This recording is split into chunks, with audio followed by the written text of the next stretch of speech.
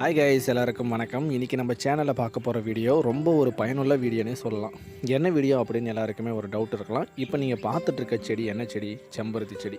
கண்டிப்பாக இந்த செம்பருத்தி செடி எல்லார் வீட்லேயும் இப்போ இருக்க வேண்டிய ஒன்றுன்னு சொல்லலாங்க. ஏன்னா அதிகமான மருத்துவ குணங்களும் நிறைந்தது. பூ பார்க்குறதுக்கு ரொம்ப அழகாகவும் இருக்கும், சாமிக்கும் வைக்கலாம். அது மட்டும் இல்லாமல் நம்ம வீட்டில் ஒரு அலங்கார தாவரமாகவும் இதை வளர்த்துட்ருக்கலாம். அந்த செடி நம்மளுக்கு வேணும்னும் போது நர்சரியில் போயிட்டு கேட்டிருப்போம். அது எவ்வளோ சொல்லுவாங்க? நீங்களே தோராயமாக நினச்சி பாருங்கள். கண்டிப்பாக ஒரு 50 ரூபா சொல்லியிருப்பாங்க ஒரு செடி. காசு இருக்கிறவங்க போயிட்டு 50 ரூபா கொடுத்து செடியை வாங்கிடலாம். பட் ஆனால் இல்லாதவங்க என்ன பண்ணணும்? இப்போ அதுக்காக தான் நம்ம சேனலில் அதை எப்படி கட்டிங்ஸ் மூலயமா வளர வைக்கிறது அப்படின்னு நான் ஒரு வீடியோ போட போகிறேன். கண்டிப்பாக இந்த வீடியோ எல்லாருக்குமே பயனுள்ளதாக இருக்குன்னு நினைக்கிறேன். நீங்கள் எங்கள் சேனலுக்கு புதுசாக இருந்தீங்கன்னா எங்களோட சேனலை சப்ஸ்கிரைப் பண்ணிவிட்டு பக்கத்தில் இருக்கிற பெல் ஐக்கானை ப்ரெஸ் பண்ணுங்கள். அப்போ தான் நாங்கள் போடுற வீடியோ உடனுக்குடன் உங்களோட மொபைலுக்கு வரும். சரி, வாங்க வீடியோக்குள்ளே போகலாமா?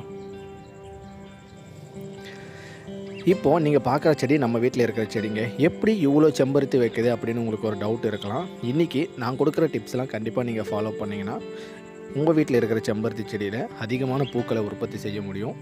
கண்டிப்பாக இந்த ஒரு வீடியோ ரொம்ப ஒரு யூஸ்ஃபுல்லான ஒரு மெத்தட். செம்பருத்தி செடியில் பொதுவாகவே அதிகமான கலர்ஸ் இருக்குங்க. ரொம்ப கலர்ஸ் ஹைப்ரிட்னு இப்போ பார்த்திங்கன்னா எக்கச்சக்கமான கலர்ஸ் உருவாக்கியிருக்காங்க. அதெல்லாம் எப்படி உருவாக்குறாங்க அப்படின்னா, விதைகள் எதுவுமே இல்லை. விதைகள் இருக்குது, பட் ஆனால் அந்த விதைகளை உருவாக்குறது பார்த்திங்கன்னா ரொம்ப ஒரு பெரிய கஷ்டம். அதனால் கட்டிங்ஸ் மூலியமாகவே இந்த செடியை உற்பத்தி செய்ய முடியும்.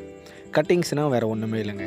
அதனோட கிளையை சின்னதாக ஒரு 15 சென்டிமீட்டர் கட் பண்ணி மண்ணில் ஊனி விட்டால் போதும், வேறு உருவாகிடும். நீங்கள் நினைக்கலாம், இதுக்கு வேறு ஏதாச்சும் கெமிக்கல்ஸ் ஏதாச்சும் யூஸ் பண்ணணுமா அப்படின்ட்டு. நம்மளுக்கு எந்த ஒரு கெமிக்கலுமே யூஸ் பண்ண தேவையில்லைங்க. இந்த ஒரு செடியில் மட்டும் ஈஸியாக வேர் உருவாகும். அந்த ஒரு வீடியோவை தான் நான் இதில் கொடுத்துருக்கேன். தயவு செஞ்சு ஸ்கிப் பண்ணாமல் பாருங்கள். அப்போ தான் நான் என்ன தான் சொல்ல வரேன், எப்படி ஒரு செடியை உருவாக்குறது. இந்த ஒரு வீடியோ மட்டும் இல்லைங்க, நம்மளோட சேனலில் இந்த மாதிரி எல்லா செடிகளுக்குமே பதியம் சொல்லி கொடுத்துட்ருக்கேன். இங்கே நீ பார்த்துட்ருக்குது ஒரு ரெட் கலர் எவ்வளோ பெருசு இருக்குதுன்னு பாருங்கள்.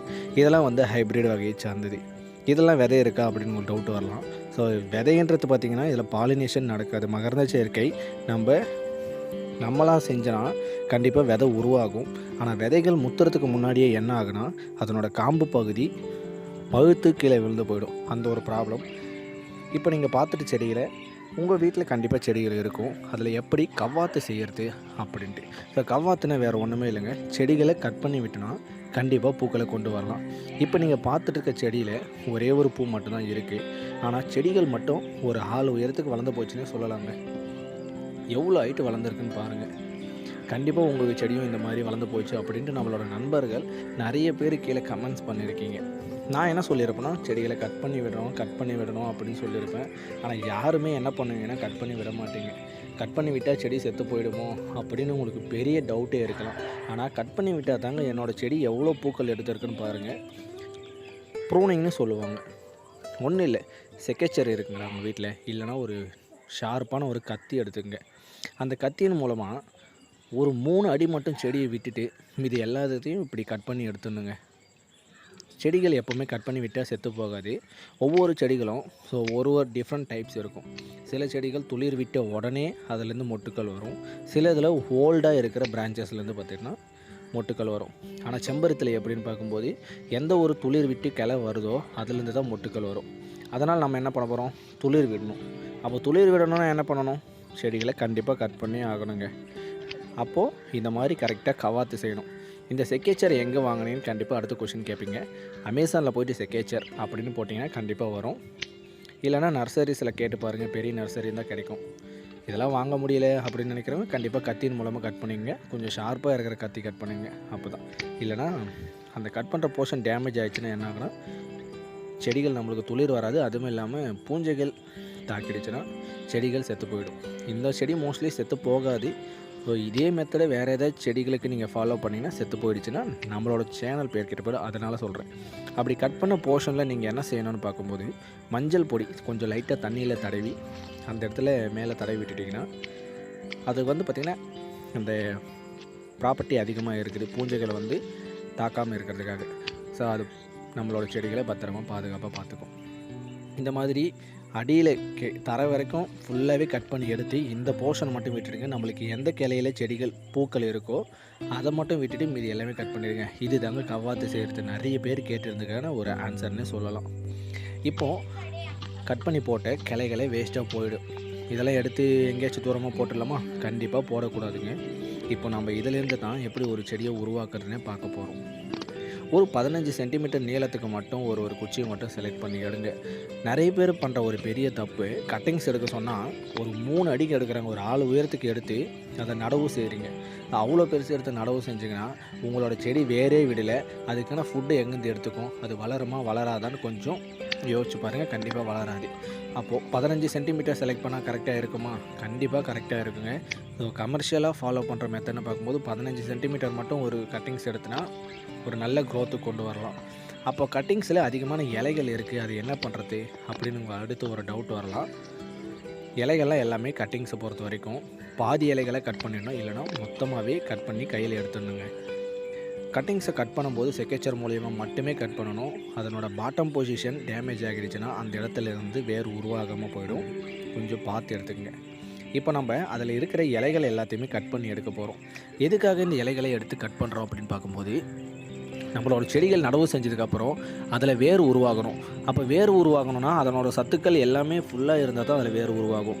நம்மளுக்கு இலைகள் இருந்துச்சுன்னா என்ன ஆகுனா, அதில் அந்த இலைகளுக்கு தேவையான சத்து உருவாக்கவே அதுக்கு டைம் சரியாக இருக்கும். அதில் எங்கேருந்துங்க அதில் வேர் உருவாகும். அதனால் அதை நம்ம கட் பண்ணி எடுக்க போகிறோம்.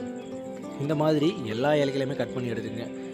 செக்கேச்சர் மூலியமாகவும் கட் பண்ணலாம், நான் கை மூலியமாகவும் கட் பண்ணலாம். உங்களுக்கு எது ஈஸியாக இருக்கோ அதை பாருங்கள். ரொம்ப சின்ன இலையாக இருந்துச்சுன்னா செக்கேச்சர் மூலிமா கட் பண்ண முடியாது.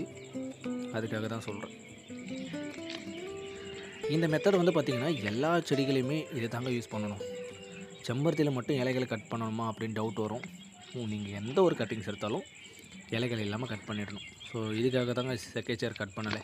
ரொம்ப சின்ன சின்னதாக இருக்கிறதுனால கட் பண்ணதுக்கு கொஞ்சம் ஆட்டம் வரலைன்னு சொல்லலாம். ரெடி ஆகிடுச்சிங்களா? சரி வாங்க எப்படி நடவு செய்கிறதுன்னு பார்க்கலாம். இப்போது நம்ம மண்கலவை ரெடி பண்ணிகிட்டு இருந்திருக்கோம். மண்கலவை எப்படி இருக்குன்னா கொஞ்சம் செம்மண் அதிகமாக இருக்கிற மாதிரியும் தென்னை நார் கழிவு கொஞ்சம் மிக்ஸ் பண்ணிங்க. மண்கலவை கொஞ்சம் சாஃப்டாக இந்த மாதிரி உதிரியாக இருக்கணும். ஒரு புதி கத்தின் மூலமாக இந்த மாதிரி ஒரு ஸ்லாண்டிங் பொசிஷன் சொல்லுவோம். இப்போது அந்த கட் பண்ண போர்ஷன் ரவுண்ட் ஷேப்பில் இருந்துச்சுன்னா அதனோட விட்டம்னு பார்க்கும்போது ரொம்ப கம்மியாக இருக்கும். பட் ஆனால் இந்த மாதிரி கட் பண்ணோன்னா அதனோட பொசிஷன் ரொம்ப அதிகமாக இருக்கும். அதிகமான வேர்கள் வந்து உருவாகும். கட்டிங்ஸ் எடுத்தனாவே கண்டிப்பாக எப்போவுமே கட்டிங்ஸ் எடுத்த உடனே இந்த மாதிரி கட் பண்ணிடணுங்க. அதிகமான வேர்களை உற்பத்தி செய்கிறதுக்கான இந்த மெத்தடுங்க இது. இந்த மாதிரி பொசிஷனில் கட் பண்ணிடணும். ஸோ நிறைய பேர் வந்து பார்த்திங்கன்னா கட்டிங்ஸ் வச்சதுக்கப்புறம் மேலே துளிர் வந்துடுச்சு என்ன பண்ணுறது அப்படின்னு கேட்குறீங்க. என்னை பொறுத்த வரைக்கும் இந்த மாதிரி பாட்டு ரெடி பண்ணதை விட என்ன பண்ணலான்னா ஒரு ஜான் இருக்கிற மாதிரி பார்த்துங்க. இந்த பாட்டில் வைக்கிறத விட ஒரு சின்ன ஒயிட் கலர் கவர், ஒயிட் கலர்னு சொல்கிறத விட மளிகை கடையில் டிரான்ஸ்பரண்ட்டாக இருக்கும். அதில் வச்சிங்கன்னா கட்டிங்ஸ் என்ன ஆகுனா நம்மளுக்கு ஈஸியாக வேர் உருவாகின உடனே நம்மளுக்கு வெளியில் வேர் தெரியும். கட்டிங்ஸை பொறுத்த வரைக்கும் ஈரப்பதம் இருந்துச்சுனாவே மேலே துளிர் வந்துடும். பட் ஆனால் கீழே வேர் உருவாகி இருக்காது. இந்த மாதிரி ஒவ்வொரு குச்சியை எடுத்து லைட்டாக சொருகி விட்டுடுங்க. அதில் அப்புறம் லைட்டாக தண்ணி எடுத்து ஊற்றினா போதும். எந்த ஒரு வேலையுமே இல்லைங்க. இதை பொறுத்த வரைக்கும் ரொம்ப பெரிய விஷயம்லாம் இல்லை. நீங்கள் எங்கேயாச்சும் உங்கள் ரிலேஷன் வீட்டுக்கு போங்க, ஒரு 2 கட்டிங்ஸ் எடுத்துகிட்டு வாங்க. கத்தின் மூலயமா அடிச்சு லேண்டிங் பொசிஷன்ஸில் கட் பண்ணிவிட்டு ஏதாச்சும் ஒரு பாலி பேக்கில் க்ரோ பேக்லேயோ இந்த மாதிரி ஊனி விட்டுட்டு மேலே கவர் பண்ணிடணும். நிறைய நண்பர்கள் கேட்குறது, கவர் பண்ணதுக்கப்புறம் எப்படி சார் தண்ணி ஊற்றுறது? அதான் கவர் கட்டிட்டுமே அப்படின்றீங்க.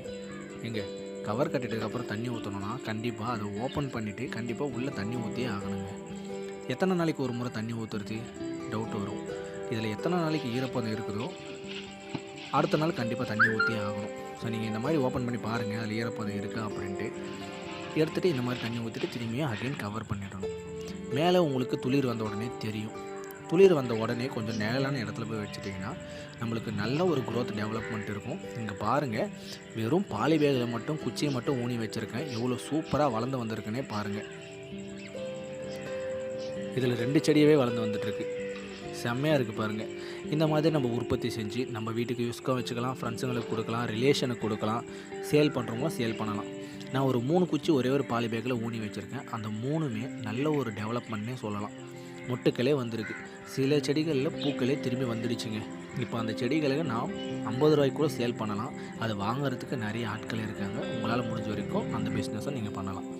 இங்கே பாருங்கள், கட்டிங்ஸ் மூலயமா உருவாக்கின ஒரு செடி அதிகமான மொட்டுக்களோட நம்மளுக்கு கிடைச்சிருச்சு. ஒரு ஆர்னமெண்டல் பிளான்ட்டை ஈஸியாக இந்த மாதிரி உருவாக்குறது ரொம்ப சூப்பரான சக்ஸஸ்ஃபுல் ஸ்டோரினே சொல்லலாம். கண்டிப்பாக இந்த மெத்தட் உங்களுக்கு பிடிச்சிருக்குன்னு நினைக்கிறேன். பிடிச்சிருந்துச்சின்னா கீழே ஒரு கமெண்ட்ஸ் பண்ணிவிட்டு போங்க. அதுதான் எனக்கு கொஞ்சம் ஆறுதலாக இருக்கும். எப்படி தான் இருக்குது என்னோடய வீடியோ அப்படின்ட்டு. அது மட்டும் இல்லாமல் கீழே ஒரு லைக் பண்ணிவிட்டு போங்க. எவ்வளோ லைக் வருது பார்க்கலாம். இந்த இதுக்கு எவ்வளோ வேர்கள் உருவாகியிருக்குன்னு பாருங்கள். ஸோ கண்டிப்பாக அதுக்கு தான் சொன்னது. இந்த மாதிரி டிரான்ஸ்பரண்ட் கவரில் வச்சிங்கன்னா நம்மளுக்கு வேர்கள் உருவாகின உடனே தெரியும். கவரை கட் பண்ணிவிட்டு அப்படியே எடுத்துகிட்டு போயிட்டு இந்த மண்ணோட நம்ம நிலத்தில் ஊனி விட்டுடலாம். அல்லது பாலி பேக்லேயோ வச்சோன்னா நம்மளுக்கு வீட்டுக்கு ஒரு ஆர்னமெண்டல் பிளான் ரெடி ஆகிடுச்சு.